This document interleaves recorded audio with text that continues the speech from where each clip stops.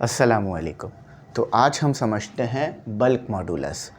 ये जो है ना डेफिनेशन में, मतलब आपसे जो है ना इसके बारे में डेफिनेशन वगैरह और छोटी मोटी एक्सप्लेनेशन पेपर में पूछ ली जाती है इससे बारे में, ठीक है।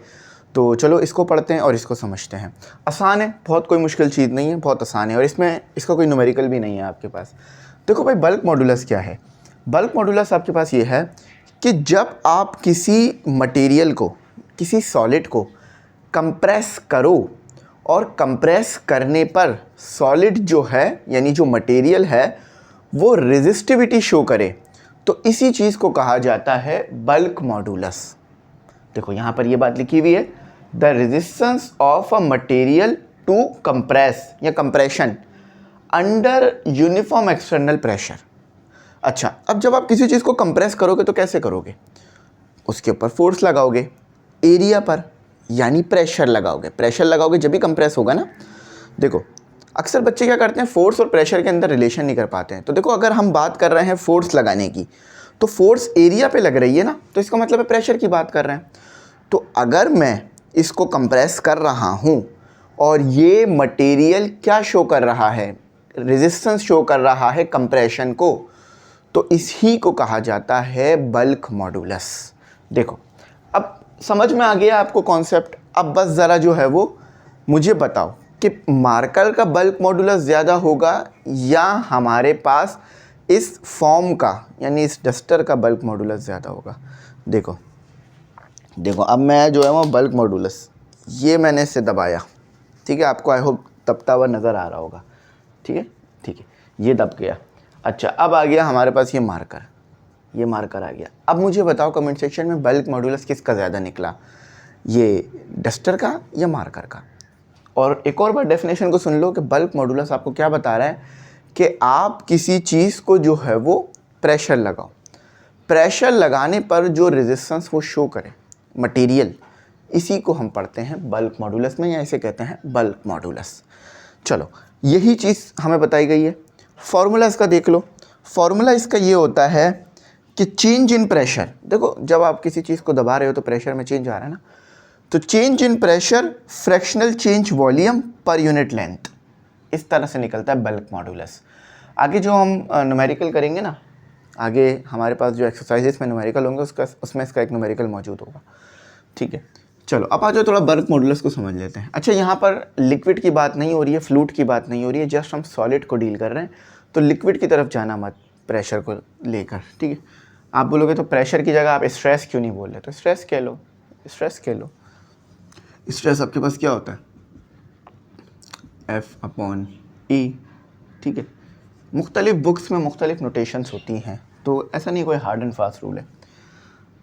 देखो ये मेरे पास एक मटेरियल है, ये मैंने एक सिलेंड्रिकल आपके पास जो है वो एक मटेरियल ले लिया। अब इसको मैं क्या करता हूँ, इसको मैं दबाता हूँ। तो मैं जब इसको दबाऊँगा तो ये क्या होगा, ये कंप्रेस हो जाएगा। हाँ, लेकिन एक बात याद रखना, मटेरियल ऐसा होना चाहिए जो कंप्रेस हो भी रहा हो। तो अब मुझे बताओ ज़रा, ये बिफोर था और ये आफ्टर है, ठीक है। एफ यानी एरिया से डिवाइड करा दूंगा तो क्या बन जाएगा, प्रेशर। ये बिफोर था, ये आफ्टर था। तो बल्क मॉडुलस ने क्या बताया? बल्क मॉडुलस ने आपको ये बताया कि कितनी मटेरियल ने रेजिस्टेंस शो करी। देखो ऐसा नहीं है कि कोई भी मटेरियल आप इतना दबा दोगे कि चपटाई हो जाए। देखो बहुत सारे मुख्तलिफ मटेरियल्स हैं ना, ये भी एक मैकेनिकल प्रॉपर्टी है। जैसे हमने इससे पहले मैकेनिकल प्रॉपर्टी पढ़ी ना कि यंग मॉडुलस, शेयर स्ट्रेस, इसके अलावा बहुत सारी जो है वो हमने डक्टिलिटी और ब्रिटलनेस, ये हमने सब पढ़ी मैकेनिकल प्रॉपर्टी। तो इसी तरह से बल्क मॉडुलस भी एक मैकेनिकल प्रॉपर्टी है। अब ये प्रॉपर्टी कब आती है? जब आप एक्सटर्नल फोर्स लगाते हो। और याद रखना, अगर फोर्स को एरिया से डिवाइड कर दोगे तो प्रेशर बन जाएगा। तो यानी जब आप प्रेशर लगाते हो, मटेरियल रेजिस्टेंस शो करता है और उससे आपको पता चलता है कि बल्क मॉडुलस क्या है, ठीक है। तो ये चीज़ें ना स्टडी करना बहुत ज़रूरी होती हैं। अब फॉर एग्ज़ाम्पल आपने कोई ऐसा स्क्रू लगा दिया अपने मटेरियल में जो दबने के बाद कंप्रेस हो जाएगा, दबने के बाद कंप्रेस हो जाएगा। तो अगर वो स्क्रू कंप्रेस हुआ तो फिर तो उस स्क्रू ने निकल जाना है, लूज़ हो जाना है। तो आपको अब क्या चाहिए, ऐसा मटेरियल चाहिए स्क्रू में जो कंप्रेस ना हो, जिसका बल्क मॉडुलस बहुत ज़्यादा हो, यानी जिसे कंप्रेस करना बहुत मुश्किल हो, बहुत ज़्यादा प्रेशर लगे तो ही कंप्रेस हो। तो इसी वजह से इन चीज़ों को आप स्टडी कर रहे हो। आपके घर में, एयरप्लेन में, हेलीकॉप्टर में, जेट्स में, इन सब में जो मटेरियल यूज़ होता है ना, वो बहुत ज़्यादा जो है वो आजमाने के बाद, उस पर बहुत ज़्यादा एक्सपेरिमेंट करने के बाद उस मटेरियल को यूज़ किया जाता है कि खुदा न खास्ता अगर एक भी चीज़ माल फंक्शन कर गई ना, एक भी चीज़ ख़राब हो गई तो पूरा का पूरा प्लेन क्रैश हो जाएगा। फॉर एग्ज़ाम्पल, एक इंजन भी ख़राब हो जाए प्लेन का तो कितनी बड़ी मुश्किल में पड़ जाता है एक प्लेन। तो इसीलिए हर चीज़ को बहुत अच्छी तरह से स्टडी किया जाता है। तो मटेरियल साइंस जो है, या मेटलर्जी जो है, या केमिस्ट्री जो है, ये बहुत ज़रूरी है हमारे पास चीज़ों को अच्छी तरह समझने के लिए। तो समझ में आया? अब देखो इसमें बहुत ज़्यादा कुछ है नहीं, तो मैं इसलिए बहुत ज़्यादा इसकी डेप्थ में नहीं जा रहा, और छोटा सा आपकी बुक में लिखा हुआ था तो मैंने भी छोटा सा समझा दिया है, ठीक है। तो 8 मिनट से ज़्यादा मैं इसको नहीं खींचूँगा वीडियो को। देखो क्या लिखा हुआ है, bulk modulus also known as the modulus of compressibility. अच्छा, पेपर में ना वो आपसे ये भी कह सकते हैं कि मॉडुलस ऑफ कंप्रेसिबिलिटी बताओ, तो आपने बल्क मॉडुलस के बारे में जो पढ़ा वही बताना है, सही, ठीक है। अच्छा, एक और डेफिनेशन भी होती है बल्क मॉडुलस की, वो भी सुन लो। देखो बल्क मॉडुलस तो ये बता रहा है ना कि कितनी रेजिस्टेंस शो कर रहा है मटेरियल जब उसे कंप्रेस किया जा रहा है प्रेशर लगाकर। तो ये भी बताता है बल्क मॉडुलस कि कितना मटेरियल जो है वो कंप्रेस हो रहा है, कितनी मटेरियल की एबिलिटी है कंप्रेस होने की, कि जब हम उस पर प्रेशर लगाएं तो और वो कंप्रेस हो। अब आप बोलोगे सर ये दो उलट बातें नहीं हो गई? नहीं, एक ही बात है, समझो ज़रा। देखो अगर आपको ये पता चल जाए कि एक गिलास में 1 लीटर पानी है, अगर गिलास में 1 लीटर पानी में से 500 मिलीलीटर पानी को मैंने यूज़ कर लिया तो बकिया कितना बच गया? 500 मिलीलीटर बच गया ना। तो इसी तरह से अगर आपको ये पता चल जाए कि रेजिस्टेंस कितनी है, तो आपको ये भी पता चल सकता है कि एबिलिटी कितनी है। फॉर एग्जांपल करंट से समझते हैं, मतलब इलेक्ट्रिसिटी से समझते हैं, जो हमने पीछे इलेक्ट्रिसिटी वोल्टेज वगैरह पढ़ा ना, उससे समझते हैं। अगर मैं आपको रेजिस्टिविटी बता दूँ, अगर मैं आपको रेजिस्टेंस बता दूँ या रेजिस्टिविटी बता दूँ, तो क्या आप मुझे कंडक्टिविटी नहीं बता सकते? क्योंकि रेजिस्टिविटी इन्वर्सली प्रोपोर्शनल होती है कंडक्टिविटी के, बता सकते हो ना। तो यानी अगर एक चीज़ पता है कि कितनी रेजिस्टेंस आ रही है, ये पता है, तो कंडक्शन कितनी आ रही होगी ये भी पता होगा, ठीक है। तो देखो कंडक्शन और रेजिस्टेंस का रिलेशन देख लो, K for conductance, R for resistance, ठीक है। तो इस चीज़ में कंफ्यूज नहीं होना कि सर रेजिस्टेंस बता रहे हैं फिर एबिलिटी भी कह रहे हैं। तो देखो एक चीज़ पता चल जाएगी, दूसरी भी निकाल सकते हो। Is a mechanical property.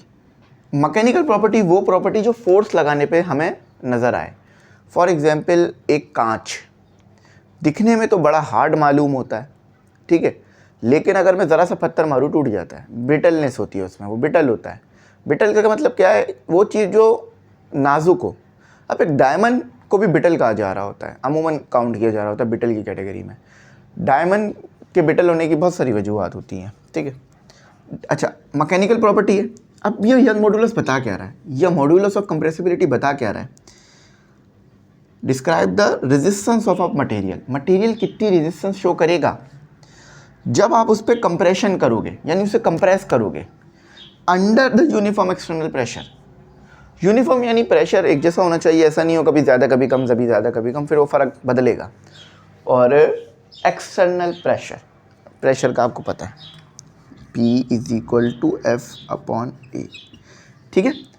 तो ये ना पेपर में बस जरा सा जो है ना, बस ज़रा सा क्या करते हैं, डेफिनेशन पूछ लेते हैं इसकी आपसे कि व्हाट इज़ यंग मॉडुलस। तो इन चारों को ना, इन तीनों को जो हमने पढ़ा याद रखना, यंग मॉडुलस, शेयर स्ट्रेस और आपका जो है वो बल्क मॉडुलस।